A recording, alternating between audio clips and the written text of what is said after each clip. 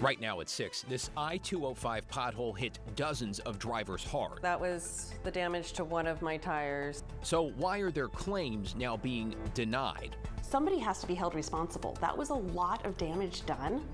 Plus, why the Portland Timbers are breaking off a multi-year deal with their brand new jersey sponsor. And he picked up a scissor with him, and I said, this is gonna be dangerous. And so I saw the door was wide open, and I said, all right, this is the chance for me to go outside the house. A break-in at the Grotto leaves windows smashed and crucifixes broken.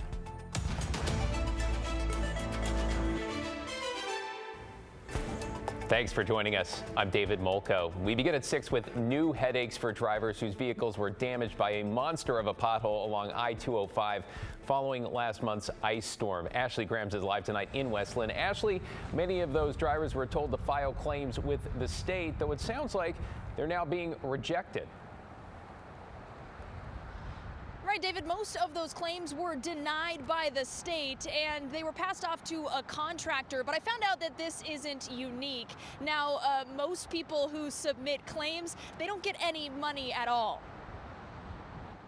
A long line of cars on the side of I-205 in January. There we go, all the people got blown tires. Evidence of a pothole that damaged tire after tire. She was like, oh my God, what happened? What was that? Gina Lee Page was in the car with her daughter. And I was like, it's okay. It was the tires. We're going to pull over. We're going to check it. Driving past the Abernathy Bridge when she hit the pothole. So that was the damage to one of my tires. Here's a look at the hole. ODOT estimates that over 40 cars were damaged by it. There was obviously several police officers. One of them walking through did tell us that we can file a claim with ODOT. And so that's what we did. Page went online and filed a claim against the state through the Department of Administrative Services. In my mind, because the police officer had told us that we could file a claim, I thought, okay, it kind of stinks. I'm going to have to come out of pocket on this, but at least I'll get reimbursed. Page had already paid out about $1,500 when she received a letter from the state saying they transferred her claim to a contractor, Quit Infrastructure West. I felt like we were just getting the runaround. She then followed up with the construction company. Upon thorough investigation, we have determined that neither Quit nor ODOT was in breach of any duty owed to motorists. Quit said they weren't liable for what happened to Page's car and they wouldn't be paying her. The pothole was promptly repaired as soon as possible after notice was provided, and there was no negligence or delay in addressing the issue. KGW found that Page's experience isn't unique. Records show that of all the claims filed in 2022 and 2023, the state paid out less than 4%. The vast majority of claims related to potholes were denied. Somebody has to be held responsible. That was a lot of damage done on something that could have been prevented if the job had been done right to begin with. And as of mid-February of this year, we found over 90 claims have already been denied. 16 others are still waiting for a final decision. As for Page, she says she just wants to be reimbursed for what she lost. I'm a single mom. Yeah, it's a huge hit. I have a feeling it was a huge hit for a lot of us. Now, we did reach out to the state to ask what criteria a driver needs to meet in order for their claim to be paid out. They say that driver needs to provide proof of negligence and proof of damage. They also say that each of these cases are addressed individually. We reached out to that contractor as well, and we have not heard back. David? Ashley Graham's working to get some answers for us tonight. Thank you, Ashley. In tonight's headlines, a bill that would prevent school districts from banning certain books has now passed the Oregon Senate and is now headed to the House. Senate Bill 1583, which was sponsored by a Democrat, says a district cannot take a book out of a school library or refuse to have a book in a library simply based on discrimination. It would not block school bans on the basis of a book not being age appropriate. Some Republicans are pushing back. I don't think that it's this body's responsibility to tell a school district what they can and cannot make available. I want to be clear that books still exist whether or not it's in their library. We're not banning books, we're not burning books, we're just saying that this probably isn't something that a child should be encouraged to read. If the House passes the bill, it will head to the governor's desk. To a corporate shakeup tonight for the Portland Timbers. The team has terminated their partnership with DaBella, that's a home improvement contractor in Hillsborough. The company was the team's newest jersey sponsor and only had their logo on the kits for one game.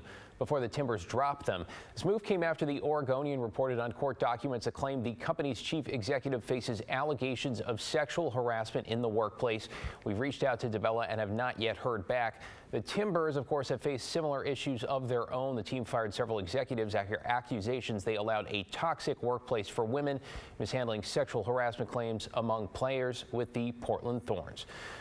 We're learning more tonight about a crash along Highway 224 in Damascus yesterday with this new video. The car's in the distance here that shows it launching off the road. Wow, rescue crews say it tumbled some 200 feet down an embankment and the driver was somehow able to get themselves out. Crews brought the survivor up to the road using a rope system and took them to the hospital. Police say it appears the driver was distracted and took their eyes off the road. No word on their condition.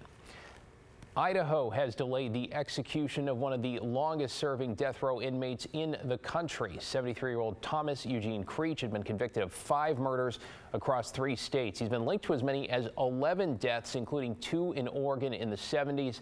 However, the medical team could not properly administer the lethal drugs during the execution attempt this morning. The Idaho Department of Corrections is considering its next steps.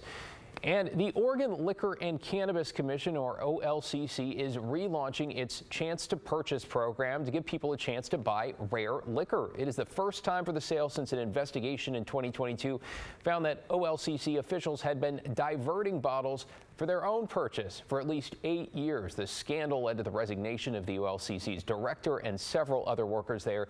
The OLCC says it's established a more transparent process for the sale. The public drawing will start Monday, March 11th. Some 354 bottles will be available. Matt?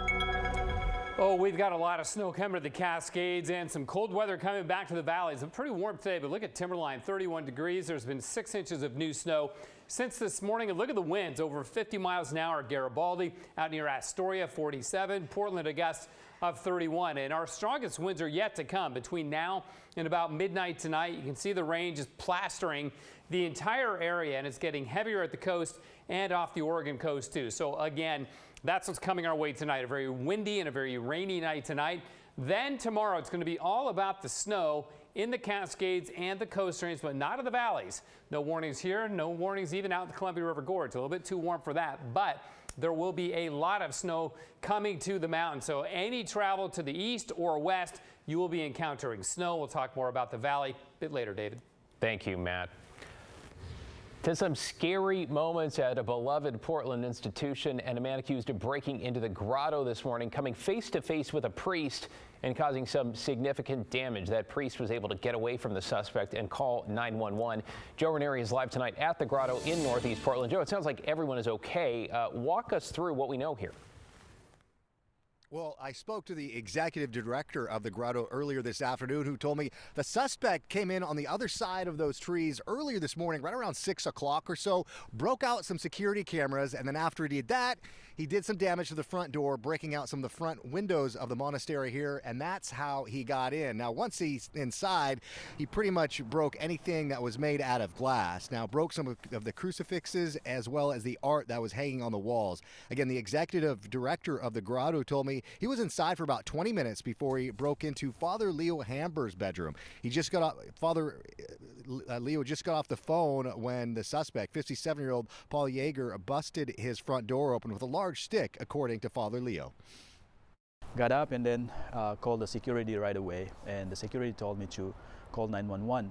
And as soon as I was trying to call 911, the guy knocked on my door, opened my door, and he pushed the door with his stick.